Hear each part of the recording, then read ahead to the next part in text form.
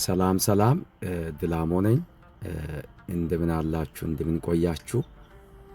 ብዙዎች በጠየቃችሁኝ መሰረት የስብከት ወይም የትምህርት ማስታወሻ እንዴት መያዝ እንችላለን ባላችሁኝ መሰረት ዛሬ ላሳያችሁ።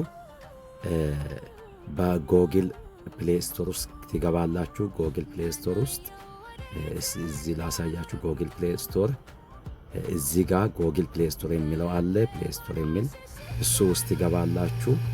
እሱ ውስጥ ገብታችሁ ከዛ በኋላ ሰርች የሚል አለ። ሰርች በሚል ቦታ ላይ ቀጥታ ምን ታረጋላችሁ? አማሃርክ ባይብል ስቴዲ ብላችሁ ትጽፋላችሁ። ከዛ በኋላ ሰርች የሚለውን ትነካላችሁ። እዚህ ጋር ታች ታዩታላችሁ ብዬ አስባለሁኝ። ከዛ ሰርች ሲታረጉ አሁን እዚህ ጋር መጣ ሰርች የሚለው አማር ባይብል ስቴዲ የሚለው እና እሱ ላይ ክሊክ አድርጉ። አሁን እኔ ኦሬዲ ኢንስቶል ስላደረኩ ነው። ለእናንተ እዚህ ጋር የሚመጣው ኢንስቶል አርጉ ብሎ ነው የሚመጣውና እሱ ጋር ሲመጣ እሱን ክሊክ ታረጋላችሁ። ክሊክ ካረጋችሁ በኋላ አሁን ለኔ በሚያሳየው መሰረት እንዲህ አይነት ይቀየራልና ኦፔን የሚል ይመጣል። ከዛ ኦፔን ትላላችሁ፣ ክሊክ ታረጋላችሁ። ክሊክ ሲታረጉ እንዲህ ይከፈታል። ከዛ በፊት ምናልባት ለመጀመሪያ ጊዜ ከሆነ አሎ አርጎ የሚል ነገር ይመጣል። ያኔ አሎ ታረጋላችሁ እና ከዛ በኋላ እንዲመጣል። ከዚህ በኋላ አሁን የት ነው የምንሄደው? ቀጥታ አሁን ስብከትም ይሁን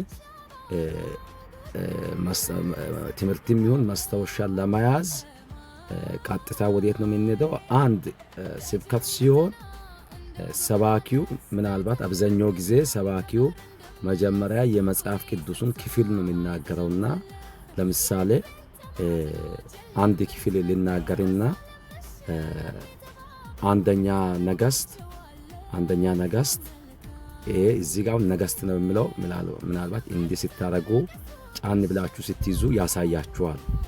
መጽሐፉን ያሳያችኋል። ጫን ብላችሁ ስትይዙ እና ክሊክ እናርገው 18 ላይ እንሂድ። 18 ላይ ሄጄ ቁጥር ምናልባት ስንት እንዳለ ባላቆም ቁጥር 30 አሁን ሰባኪው አንደኛ ነገሥት ምዕራፍ 18 ቁጥር 30 ላይ ሂዱ ብሎ ቀጥታ የመጽሐፉን ክፍል ነው ነገራችሁ። አሁን ክፍሉ ይሄ ክፍል ነው። ክፍሉ 30 ይሄ ነው እና አሁን በዚህ ክፍል ላይ ሆናችሁ አሁን ሰባኪው መስበክ ይጀምራልና ያነባል። ምናልባት ክፍሉን ኤልያስም ሕዝቡን ሁሉ ወደ እኔ ቅረቡ አላቸው። ሕዝቡም ሁሉ ወደ እርሱ ቀረቡ።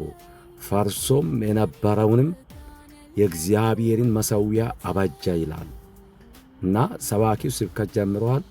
ምናልባት አውዱን አካባቢውን ከተናገረ በኋላ ርዕሱን ይሰጣልና አሁን ርዕሱን ሲሰጥ ርዕሱን ምን ብሎ ቢሰጥ ነው? ለምሳሌ በግምት ነውና ርዕሱን የእግዚአብሔር ክብር እንዲገለጥ ወይም የእግዚአብሔር ክብር እንዲመለስ ምን እናድርግ ብሎ ርዕሱን ቢሰጥ አሁን ቀጥታ ምን ታረጋላችሁ? ይችን ቁጥር ማለት ይችን አጠቃላይ ይሄንን ቁጥሩን ምን ታረጋላችሁ? ክሊክ ታረጋላችሁ። ይሄንን ቁጥሩን ሰባኪ የነገረውን ቁጥሩን ክሊክ አረጋችሁ። ክሊክ ሲታረጉ አሁን እንዲህ ሆኖ ይመጣል። ከነዚህ አሁን በሶስተኛ ደረጃ ላይ ወደ ታች ሲትቆጥሩ ሶስተኛ ላይ የስብከት ማስታወሻ ያክሉ ወይም ይያዙ የሚል ይመጣል። እዚህ ጋር የስብከት ማስታወሻ የሚላልና እነዛ ሌሎች ሼር ማድረግ እልባት የሚለው ምልክት መያዝ ለሌላ ጊዜ ለማንበብ ተመሳሳይ ምናልባት አሁን ሰባኪው ከነገረው ከምዕራፍ 18 ከዚህ ከሚመሳሰል ሌሎች ጥቅሶችን ከፈለጋችሁ ደግሞ ተመሳሳይ ጥቅስ የሚለው አለ። ጥቅሱን ደግሞ መርጣችሁ ፖስት ለማድረግ ሼር ለማድረግ ከፈለጋችሁ ደግሞ ይሄን መጠቀም ትችላላችሁ እና ለጊዜው እኔ የሚፈልገው ስብከቱን ነው እና ስብከቱን ለመያዝ ነው እና አሁን ምን አረጋለሁኝ? ስብከቱ ላይ ክሊክ አረጋለሁኝ። ከዛ ወዴት ወሰደኝ? የስብከት ማስታወሻ የሚይዝበት ቦታ ላይ ወሰደኝ። አሁን እና ወስቶ አሁን ምን ይላል? የስብከት ርዕስ ብሎ ይጠይቃል። የስብከት ርዕስ። ከዛ በኋላ ሰባኪው ማን ነው ወይም ተናጋሪው ማን ነው? ከዛ ስብከቱ የሚሰበክበት ቦታ ወይም ቤተ ክርስቲያን የት ነው? ከዛ በኋላ ደግሞ ምን ይጠይቃል? የመጽሐፍ ቅዱስ ማጣቀሻዎች ብሎ አሁን ቅድም አገልጋዩ የነገረን ቦታ አንደኛ ነገሥት ምዕራፍ 18 ቁጥር 30 ብሎን ይሄው አምጥቷል። እዚህ ጋር እናንተ ምንም ሳጽፉ ራሱ አመጣ እና አሁን እናንተ ምንድን የምታስገቡት? ርዕሱን ታስገባ። ርዕሱ ምንድን ነው የሚለው? ርዕሱ ምንድን ነው የሚለው? የእግዚአብሔር ክብር እንዲመለስ እናንተ በሀዲየኛም በአማርኛም በከምባትኛም በወላይተኛም በእንግሊዝኛም በፈለጋችሁ ቋንቋ መጻፍ ትችላላችሁ። እኔ በአማርኛ ልጻፍ እና የእግዚአብሔር ክብር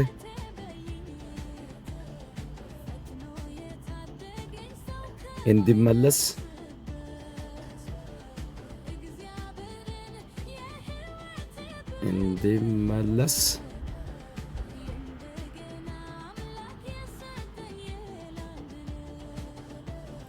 ምን እናድርግ? ምን እናድርግ?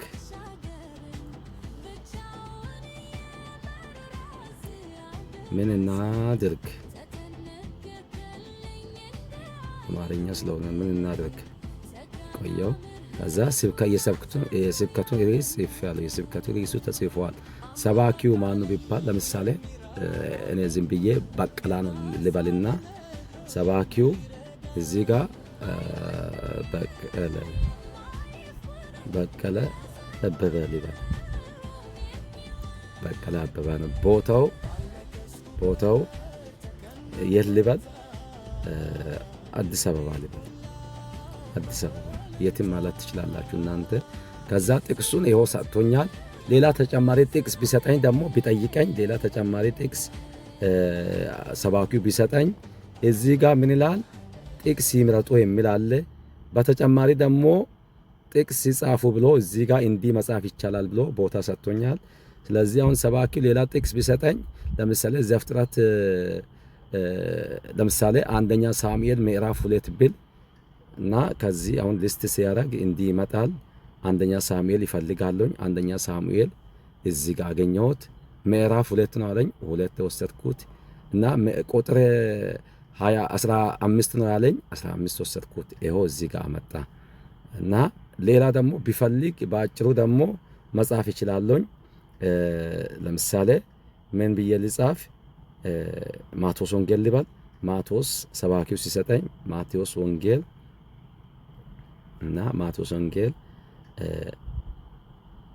ቁጥሩን ደግሞ ምዕራፉን ደግሞ 6 ቁጥር ምናልባት 23 ብል ከዛ እችን አድ የሚለው እችን ክሊክ አረጋለሁ እና ይኸው አስገባ ጥቅሶችን እና አሁን ጥቅሶችን ሰባኪው የሰጠውን እዛ መጀመሪያ ሄዶ የሰጠውን አሁን እዚህ ሆኖ የሰጠኝንም ይዣለሁኝ። ይኸው እነዚህ ሁሉ ይዣለሁኝ። አሁን ጥቅሶቹን ይዘናል፣ ርዕስ ይዘናል፣ ሰባኪውን ይዘናል፣ ቦታን ሞልተናል። ከዛ በኋላ አሁን ነጥቦች አሁን ሰባኪው እየሰበከ ነው እና ዋና ነጥቦች አሁን ነጥቡን ለምሳሌ ሰባኪው ምን ብሎ ቢሰጠኝ ነው? አሁን ለምሳሌ ክብሩ እንዲመለስ ምን እናድርግ ብሎ አንደኛ እዛ ጋር አሁን አንደኛ ነገሥት ላይ ስንመለከት ህዝቡ እንዲቀርብ ስናገር ታያላችሁና ለምሳሌ አንደኛ ወደ እግዚአብሔር እንቅረብ። አንደኛ ሰባኪውን አሁን እየነገረ ያለው አንድ ወደ እግዚአብሔር እንቅረብ። እኔ ሙሉን አልጽፍም። ወደ እግዚአብሔር እንቅረብ ብል ሁለተኛ ደግሞ ምን ብል? ለምሳሌ ሁለተኛ ደግሞ ፈርሶ የነበረውን የእግዚአብሔርን መሠዊያ እናድስ። ፈርሶ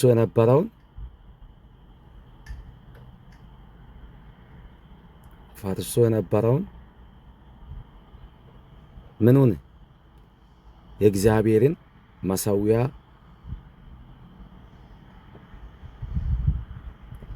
እናድስ ብላችሁ ትጽፋላችሁ። ከዛ በኋላ ግላዊ የሆነ ነጸብራቅ ምናልባት ይሄንን ስብከት ከሰማችሁ በኋላ ለህይወቴ ምን ተማርኩ፣ ለዚህ ምን ተማርኩ ብላችሁ እዚህ መጻፍ ትችላላችሁ። ዝርዝር የሆነ ድርጊቶችን ሌሎችም ተጨማሪ ጥቅሶችም ከፈለጉ እንዳትረሱ እዚህ መጻፍ ትችላላችሁ። እና ከዛ በኋላ ምናልባት ጥያቄም ሌላም ነገር ቢኖር እዚህ መጻፍ ትችላላችሁ። እና ብዙ ነገሮችን ማጠቃለያም መጻፍ ትችላላችሁ። ከዛ መጨረሻ ላይ ይሄው ማስታወሻ ይያዙ የሚል አለ። ከዛ ክሊክ ታረጋላችሁ። አሁን ክሊክ አረኩት እና ክሊክ ካረኩ በኋላ ወዴት ሄደ? ወደ ዋናው ሄደ። ኦሬዲ እስቲ አሁን ቀጥታው ማስታወሻ ለምሳሌ አሁን እዚህ ስብከቱ ጋር ነው ያለ ነው ወይም መጽሐፍ ውስጥ ነው ያለ ነው። አሁን ቀጥታ እዛ የሚሰበክበት ማስታወሻ የምትይዝበት ቦታ ለማየት ከፈለክ ደግሞ እዚሽ ጋር የሆነ ምልክት አያችሁ። ያቺ ምልክት እሷን ምልክት ክሊክ ታረጋላችሁ። ክሊክ ስታረጉ ወዴት አመጣ? አሁን ቅድም ማስታወሻ ያዝኩበት ቦታ ማለት ነው። አሁን የቅድሙ ርዕሱ ምን የሚል ነው? የእግዚአብሔር ክብር እንዲመለስ ምን እናድርግ? ሰባኪው በቀለ አበባ ነው። ቦታው አዲስ አበባ ነበረ። ቀኑ በዚህ ማርች ላይ ነበረ። የተሰጠኝ ጥቅሶቹ ይሄ ነው እና አሁን ቀጥታ አሁን ይሄንን ጻፍኩት። ለማንበብ ቢፈልግ ራሱ ጥቅሱን ክሊክ ማድረግ ይችላል። ጥቅሱን ክሊክ ሳደርግ ያው እዚህ ያመጣኝ ሙሉ ዝርዝር ሐሳቡን ማይበት ቦታ ላይ አሁን ከዚህ ክፍሉን ለማየት ነገስቱን ማንበብ አንደኛ ነገስት 18 ነው ማንበብ ይፈልጋለሁና ክሊክ አደረኩት። ክሊክ ሳደርግ ይሄው ወደ ክፍሉ አመጣ። ሙሉ እንዲያነብ አመጣ እና እንደሱ አድርጋችሁ ማስታወሻ መያዝ ትችላላችሁ። ምናልባት ትምህርትም ሲሆን እዚህ አሁን እዚህ ጋር ምልክት አያችሁ። እዚህ ጋር እሱን ምልክት ክሊክ አድርጋችሁ ከዛ በኋላ የስብከት የሚለውን እንደ ትምህርት አድርጋችሁ የትምህርቱን ርዕስ ትወስዳላችሁ፣ አስተማሪውን ትወስዳላችሁ፣ ቦታውን ከዛ የሚያስተምርበት ጥቅሶችን ትይዛላችሁ። እዚህ ከታች ደግሞ የሚያስተምራቸው ትምህርቶችን በሙሉ መጻፍ ትችላላችሁ። ከዛ በኋላ ሴቭ ታረጋላችሁ። ከዛ እዚህ መመልከት ትችላላችሁ። ተመልከት የሚል ቦታ ላይ አሁን እዚህ ተመልከት የሚል ቦታ አያችሁ። እዚሽ ጋር ተመልከቱ የሚል ቦታ አለ። እዛ ብዙ እንትን ሊኖር ስለሚችል ብዙ የስብከት ርዕሶችም ትምህርቶችም ስለሚኖር እሱን ክሊክ ታረጋላችሁ። እንዲህ ክሊክ ታረጋላችሁ። ክሊክ ሲታረጉ እዚህ ሊስት ላይ ያመጣል። እዚህ ጋር ሰርች አድርጋችሁ ማግኘት ትችላላችሁ። እዚህ ጋር ሰርች አድርጋችሁ ማግኘት ትችላላችሁ። ብዙ ካለ እዚህ ተዘርዝሮ እዚህ ጋር ብዙ ካለ እዚህ ጽፋችሁ ማግኘት ትችላላችሁ። ከዛ በኋላ ደግሞ ኤዲት ማድረግ ብትፈልጉ እና ዲሌት ማድረግ ብትፈልጉ ትችላላችሁ። አይ ዲቴል ደግሞ ማየት ይፈልጋሉ ካላችሁ ራሱ እዚህ ላይ ክሊክ ማድረግ ነው። ከዛ በኋላ ዲቴሉን እንዲያመጣ ከዛ በኋላ ደግሞ ለጓደኞች ሼር ማድረግ ትችላላችሁ። እዚህ ከታች ከላይ ሼር የሚላለ ኤዲት ማድረግ የሚላለ ዲሌት ማድረግ አለ እና የአይነ እንትን ራሱ እንዲነበብ አድርጎ እንዲያሳይ ነው። እሱን ክሊክ አድርጋችሁ ለጓደኞቻችሁ ሼር ማድረግ ትችላላችሁ፣ ለሰዎችም ሼር ማድረግ ትችላላችሁ። እና ስብከቱን እንዲያርጋችሁ ትምህርቶችን በየጊዜ የሚሰበከውን ይዛችሁ ማንበብ ትችላላችሁ። ለትምህርቶችንም ሌሎች ነገሮችንም ማዘጋጃት ትችላላችሁ። ይሄ ስብከትን በሚመለከት ነው። ሌላ ጊዜ ደግሞ ስለ ጸሎት፣ ስለ ብዙ ነገር እናወራለን። በዚህ አማርክ ባይብል ስቴዲ አፕ ውስጥ ያሉ ብዙ እንትኖች አሉ፣ አፕሊኬሽን ወይም ፊቸሮች አሉ። ብዙ ነገር ስላለ ይህንን ሁሉ አሳያችኋለሁ ሌላ ጊዜ። ለጊዜ አሁን ለዛሬ የተፈለገው ምን ነበረ? ስለ ስብከት ወይም ትምህርት አያያዝ ማስታወሻ አያያዝ ዘዴ ነው። እሱን ይኸው እዚህ ጋር መጣችሁ ማየት ትችላላችሁ። ይሄ ነው። እናመሰግናለን። መልካም ጊዜ